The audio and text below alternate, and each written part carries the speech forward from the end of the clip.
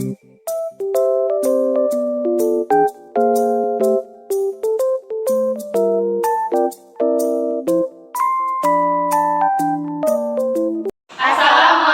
warahmatullahi wabarakatuh. Kami dari Kelompok Sejarah Indonesia akan membuat dialog tentang sistem dan struktur politik dan ekonomi masa demokrasi parlementer 1950 sampai 1959. Sebelum kami membuat dialog, alangkah baiknya kami memperkenalkan diri terlebih dahulu. Perkenalkan, nama saya Jessica Purnavalina. Nama saya Esnoja. Nama saya Nanda. Nama saya Rodina. Nama saya Nurul Aini. Selamat menyaksikan. Ingat gak tugas kita Sejarah Indonesia yang tentang sistem dan struktur politik dan ekonomi masa demokrasi parlementer 1950 sampai 1959. Ingat kan? Kan kita dikasih 3 materi gitu kan. Nah, aku tuh bagian sistem pemerintahan, tapi aku tuh nggak tahu semua materi itu. Kamu tahu nggak sih? Sebenarnya kalau tentang sistem pemerintahan, aku cuma ingat tentang sistem kepartaian aja. Kirain tahu tadinya mau nanya-nanya tentang kayak sistem pemerintahan itu isinya apa aja gitu. Aku tahu tapi cuma kayak definisinya aja gitu. Itu pun takut salah gitu loh. Jadi nggak tahu bingung mau nanya ke siapa juga kan.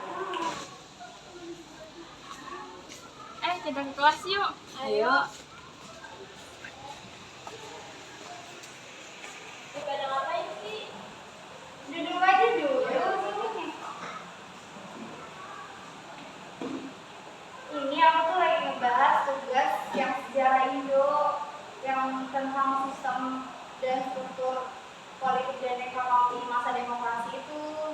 Terus aku kan bingung ya yang tentang sistem pemerintahannya. Aku tahu nih, tapi aku cuma pengertian nih. Coba kasih tahu sedikit ya. Jadi pengertian sistem parlementer itu salah sebuah sistem pemerintahan yang memiliki peran penting dalam memerintah. Terus sistem parlementer ini juga punya wewenang untuk mengangkat Pak Perdana Menteri dan menurunkan pemerintahan. Terus untuk selebihnya itu aku kurang tahu. Nah, aku juga tahu kayak tentang kabinet itu cuma ada 3 nggak sih? Mendingan kita setting dulu nggak sih? Soalnya Boleh. takut salah juga.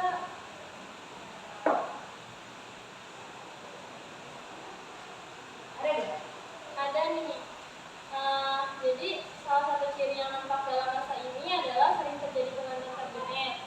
Hal ini terutama disebabkan adanya perbedaan kepentingan antara partai-partai yang ada. Perbedaan di antara partai-partai tersebut tidak dapat terselesaikan dengan baik, sehingga dari tahun 1950 sampai 1959 terjadi silih berganti kabinet.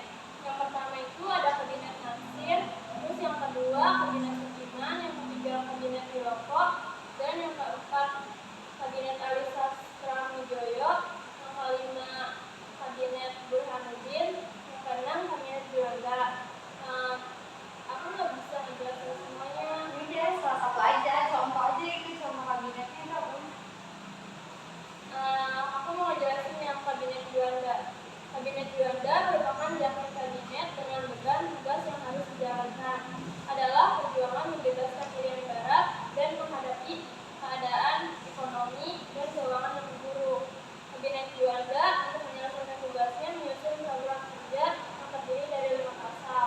Yang pertama itu membentuk Dewan Nasional. Yang kedua, normalisasi keadaan Republik Indonesia. Yang ketiga, melanjutkan pembatalan KMB. Yang keempat, memperjuangkan Irian Barat kembali ke RI. Yang kelima, mempercepat pembangunan. Udah sih gitu doang. Terus itu kan kabinet ada banyak ya, kok diganti-ganti sih? Ini ada alasannya nggak sih sebenarnya kalau kabinet itu dari 1, 2, 3, 4, 5. Itu ada alasannya nggak sih mereka diganti-ganti gitu? Udah tahu tuh. Beda sih segitu aja nggak apa-apa kan ya, salah satu kabinet itu juga. Soalnya kan kita juga nggak semua itu tahu. Aku juga udah tahu pengertiannya, terus udah ada satu kabinetnya juga. Jadi ya segitu juga udah bagi-bagi tentang sistem pemerintahan kan. Terus di balik itu kan ada sistem kepartaian tuh. Tadi kan Is bilang ada tahu. Ya, Coba. kalau dari sistem kepartaian itu sistem kepartaian Indonesia menganut sistem multipartai. Ada ini tersirat dalam pasal Undang-Undang 195 yang menyebutkan bahwa presiden dan wakil presiden diusulkan oleh partai politik dan gabungan partai politik. Salah satunya yaitu Partai Nasional Indonesia atau PNI, adalah partai politiknya nasionalis. Salah satunya yaitu Partai Nasionalis di Indonesia yang didirikan pada tahun 1927. PNI didirikan oleh Presiden pertama Ian Soekarno sebelum kemerdekaan. Tujuannya yaitu mencapai Indonesia merdeka dengan menggunakan 3 aset, yaitu self-help, berjuang dengan usaha sendiri, dan non-medicance, sikapnya terhadap pemerintah, juga antipasi dan non-kooperasi. Nah, itu aja yang aku tahu sih tentang sistem kepartaian. Satu lagi nggak sih materinya? Iya, materi tentang pemilihan umum kan? Iya, pemilihan umum. Kan udah Aku kayak sedikit doang. Pelaksanaan pemilihan umum 1955 bertujuan untuk memilih wakil-wakil rakyat yang akan duduk dalam parlemen Dewan Konstitusi. Pemilihan umum ini sebenarnya sudah dirancang sejak Kabinet Ali selama periode 1 tanggal 31 Juli 1953 sampai 12 Agustus 1955 dengan membentuk panitia pemilihan umum pusat dan daerah pada 31 Mei 1974. Namun pemilihan umum tidak dilaksanakan pada masa Kabinet Ali I dan digantikan oleh Burhanuddin Harahap yang berhasil menjalankan pemilihan umum. Itu aja sih. Tapi di pemilihan umum pada tahun 1945 juga dibagi jadi 2 tahap. Tahap pertama yaitu untuk pemilihan anggota parlemen yang dilaksanakan pada tanggal 29 September 1955. Tahap keduanya yaitu untuk pemilihan anggota Dewan Konstituante atau Badan Pembuat Undang-Undang Dasar yang dilaksanakan pada tanggal 15 Desember 1955. Sehingga pada pemilihan umum 1955 menghasilkan susunan anggota DPR yang berjumlah 250 yang dilantik pada tanggal 24 Maret 1956 oleh Presiden kami sih gitu aja. banyak juga ternyata.